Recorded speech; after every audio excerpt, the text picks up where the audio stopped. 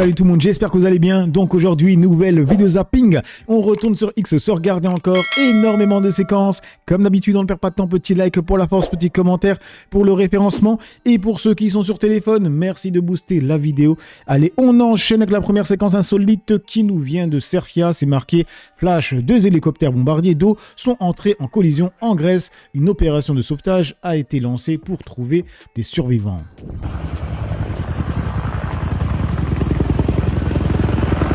Oh!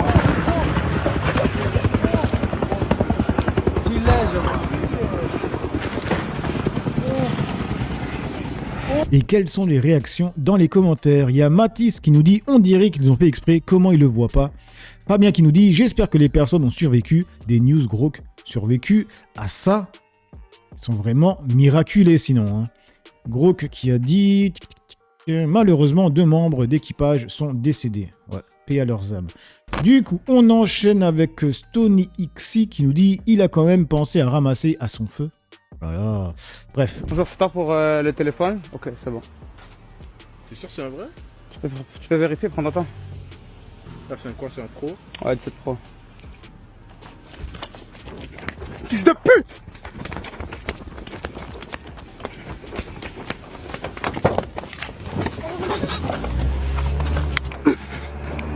Yo! Yo, c'est MJ!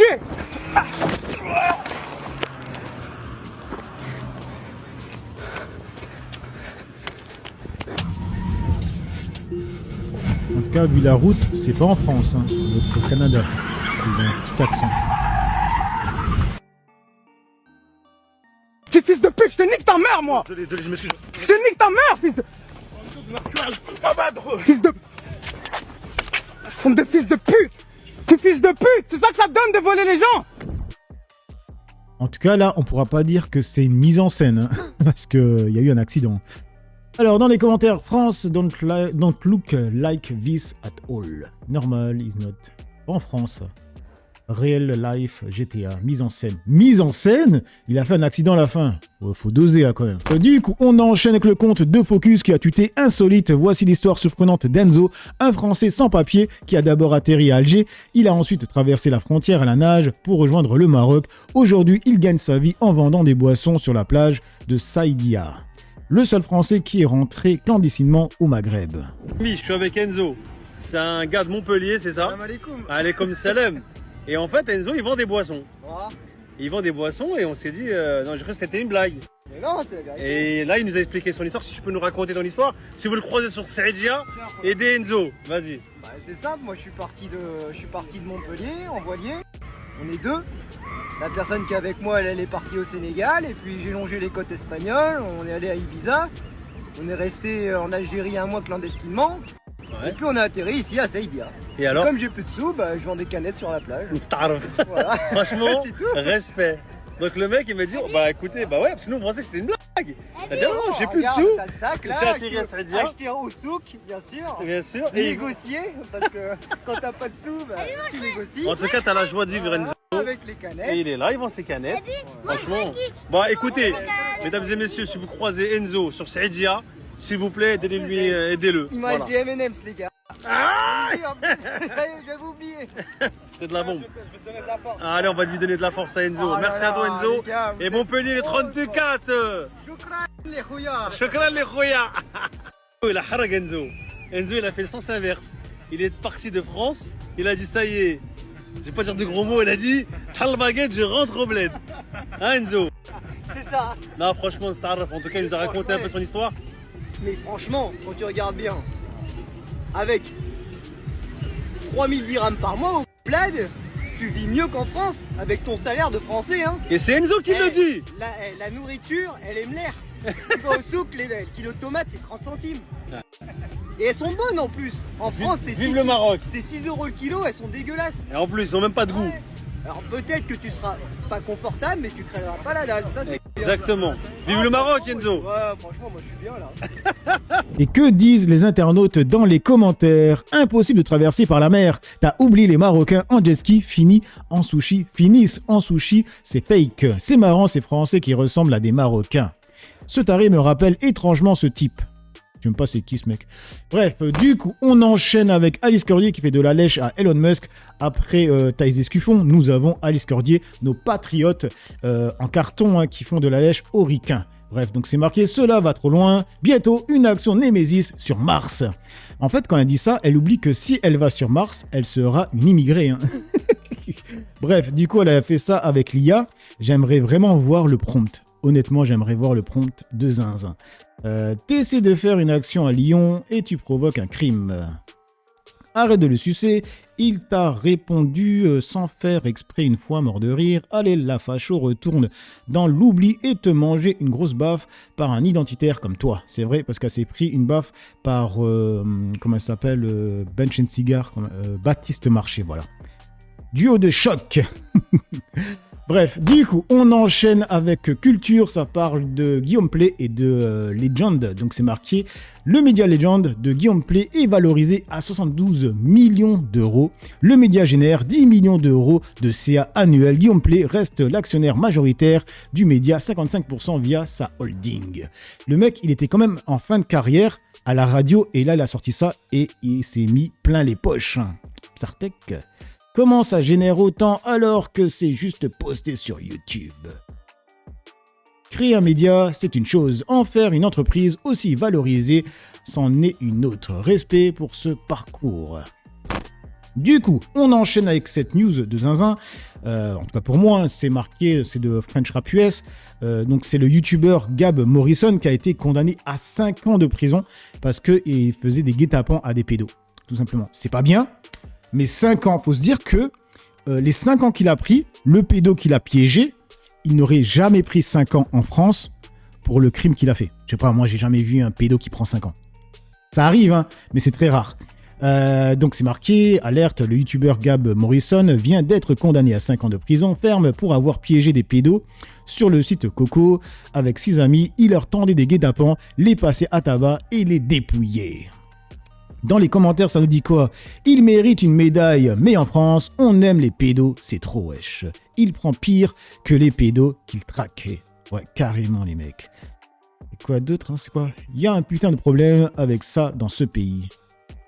Montbéliard, un homme condamné à 2 ans et demi de prison ferme pour corruption de mineurs. Ils l'ont auditionné et ils l'ont aussitôt relâché. Le babysitter de 37 ans soupçonné d'agression sexuelle avait été dénoncé par un voisin.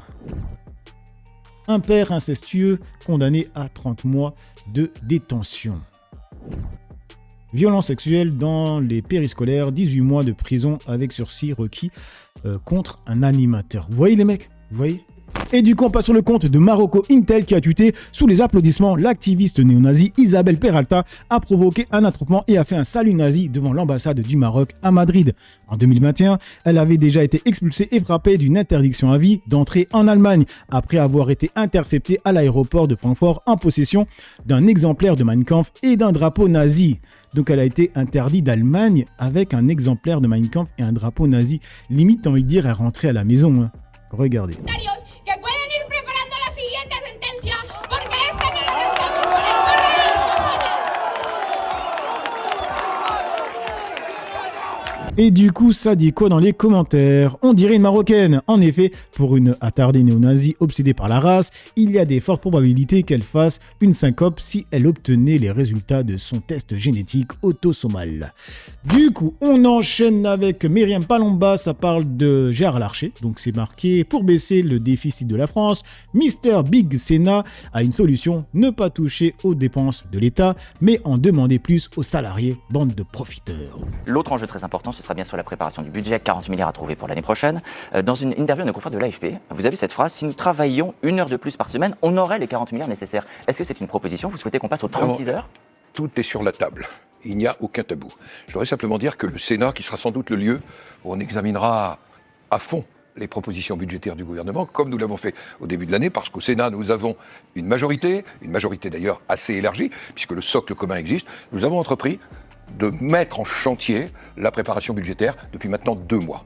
Et nous proposerons à la fin de ce mois un certain nombre de pistes que nous proposerons directement dans la première décade de juillet au Premier ministre, parce que nous avons pris le chiffre de 40 milliards, Oui. je reviens à lui, le chiffre de 40 milliards très au sérieux, avec la réalité dans le déficit aussi, des 22 milliards sur le projet de loi de financement de la sécurité sociale. Les calculs qui sont faits, Prenons cet c'est exemple très du simple, marché. nous travaillons 1 heure de plus, nous passons de 35 heures à Ça 36 permettrait. heures, et la différence c'est 40 milliards. En fait, quand tu écoutes ce qu'il dit et quand tu sais les avantages qu'il a avec son taf, t'as envie de péter ton casque. C'est une dinguerie, les mecs. Du coup, on enchaîne sur Instagram. C'est marqué, il a dit que c'était une tradition. Ah ouais, là c'est avec un racelard. Traite les Arabes de voleurs. C'est une tradition chez eux. De voler? Oui, Après, ça leur permet de vivre. c'est comme ça. Ils volent. Ils sont un peu voleurs, oui. Ils sont pas voleurs. Ils sont rusés. Malins. Rusés. Entre eux même, hein. Ah, ils volent entre eux? Ah ouais, ils font pas de cadeaux, hein. Ah putain. Ils sont entraînés, hein. Les gens se lâchent maintenant. Hein. Alors, dans les commentaires, franchement, je lui en veux même pas. Il fait trop rire. On essaie de s'intégrer pour devenir comme Marine. Si je comprends bien, du coup, Sarkozy et Marine Le Pen, ils étaient dans une école arabe. On enchaîne avec Marcel, c'est avec Arthur. Donc Arthur, dont la principale activité sur Internet consiste à insulter tout ce qui ressemble de près ou de loin. Un défenseur de la Palestine se plaint des gens qui insultent sur Internet. C'est encore une pépite. Une personne qui est bien dans sa tête, elle peut pas aller au milieu de l'après-midi alors que tout le monde travaille, insulter l'autre gratuitement. Ça n'a pas de sens. Une fois de plus, bon, je lis pas moi les commentaires des réseaux sociaux. Et j'ai une équipe qui trie parce que je reçois. Mais si quelqu'un dit, ben voilà, dans ton livre, je trouve que c'est pas assez fouillé, Ça, ou tu peux c'est répondre. mal écrit, tout ça. Ben au moins, d'abord il a lu le livre. Et il y a une démarche. Mais dire sale juif, bon, et après. Enfin, on dit plus sale juif, on dit sale sioniste. Mais ce que je veux dire, c'est que je crois qu'on bascule dans un truc où les gens... Ils adorent faire ça, c'est mélanger sionisme et juif automatiquement, tu vois. Alors que le sionisme est une idéologie. Juif, c'est une religion. Bon, bref. Plus en plus seul. J'ai connu une génération où tout le monde ne faisait pas le Stade de France. Et aujourd'hui, tous les artistes... Et il y a des juifs qui sont anti-sionistes, hein, au cas où. Hein. Mais bon, ils sont antisémites en même temps, du coup. Plus le Stade de France qui est génial pour l'industrie, mais ça veut dire aussi que les gens ont besoin de se retrouver, qu'ils ont besoin de communion. Alors c'est valable pour l'artistique, mais c'est aussi dangereux pour les influences politiques. Donc voilà, on est dans un truc de surconsommation, de surproduction. C'est étonnant. Alors moi, par exemple, je suis de ceux qui essayent de faire des désintox de téléphone. Alors, ça nous dit quoi dans les commentaires? Il y a beaucoup de juifs honorables, mais les sionistes sont immoraux et criminels. Chial. Gros, que peux-tu me dire s'il y a une symbolique autour du bracelet rouge que porte Arthur dans cette interview? Oui, c'est un fil rouge traditionnel de la Kabbale juive. Porté au poignet gauche, il est censé protéger contre le mauvais œil et les énergies négatives. Grosso merdo. Du coup, on enchaîne avec le compte de Focus. C'est marqué Flash Info. Une Israélienne simule une agression par des policiers lors d'une manif pro-Palestine à Mexico.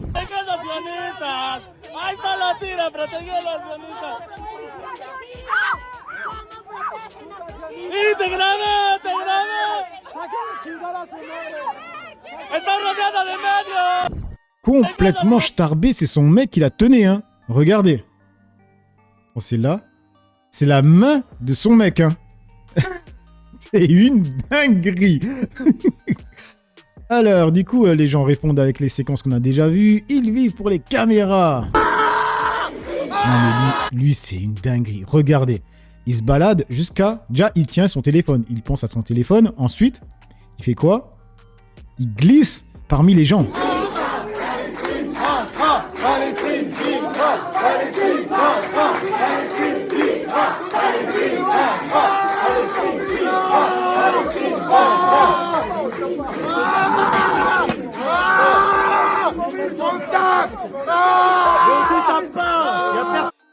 On me tape, non, y a personne qui tape. Mais c'est une dinguerie. Ah ouais, lui aussi. Tiens,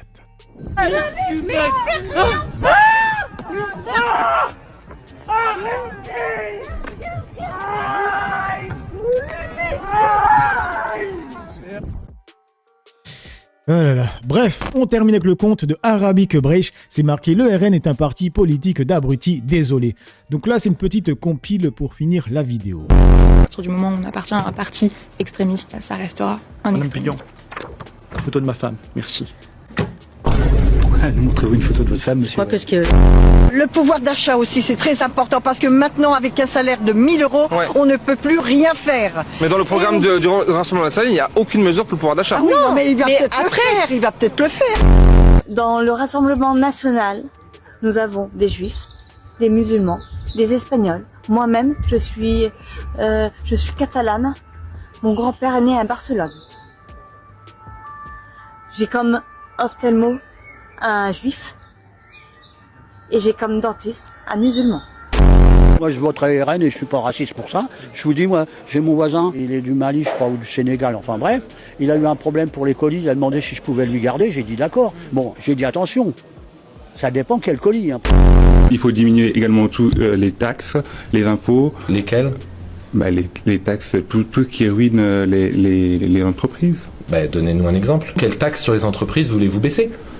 Toutes les taxes qui sont liées à... Donnez-nous un exemple. Donc voilà les amis pour cette petite vidéo zapping réaction. Dites-moi ce que vous en pensez dans l'espace commentaire, dans la joie, la bonne humeur, sans insulte, comme d'habitude. N'oubliez pas le petit like pour la force, petit commentaire pour le référencement. Moi j'ai assez parlé pour le peu que j'ai parlé, à vous d'écrire. Ciao tout le monde.